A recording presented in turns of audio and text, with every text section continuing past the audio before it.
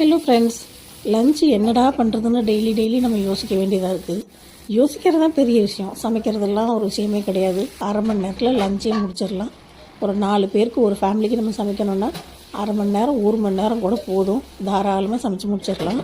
இன்றைக்கி நான் நேற்று வாங்கின வெண்டைக்காயும் 2 உருளைக்கிழங்கு இருந்தது. உருளைக்கிழங்கை போட்டு வறுத்து வச்சுட்டேன்.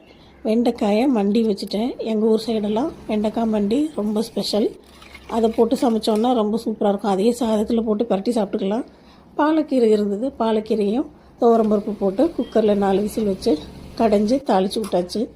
ஏன்னா இதை தனித்தனியாக வேக வச்சு அதையும் இதையும் மிக்ஸ் பண்ணிக்கிட்டு இருக்கிறதுக்கு ஒன்றாவே போட்டு இது பேச்சுலர் சமையல் மாதிரி இப்போல்லாம் இதுதான் ரொம்ப ஈஸியாக இருக்குது. சமைச்சி விட்டு தாளிச்சிட்டோன்னா ரொம்ப நல்லாயிருக்கும், டேஸ்ட்டாகவும் இருக்கும். உருளைக்கிழங்கை நல்லா வறுத்து வச்சிடணும். வறுக்கிறது நம்ம இஷ்டம்தான்.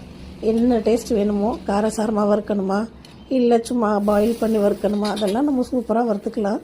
எப்படி வச்சாலும் இந்த உருளைக்கிழங்கும் கத்திரிக்காயும் மட்டும் ரொம்ப டேஸ்ட்டாக இருக்கும். நடுவில் நம்ம பார்க்குற வேலைக்கு கொஞ்சம் ரிஃப்ரெஷ் பண்ணுறதுக்கு ஜூஸ் வேறு குடிச்சிக்கிற வேண்டியதாக இருக்குது. இன்றைக்கி நெல்லிக்காய் ஜூஸ் போட்டு குடித்தாச்சு. கொஞ்சம் ஜாலியாக வேலை செஞ்சால் சாப்பாடும் நல்ல டேஸ்ட்டாக தான் இருக்கும்.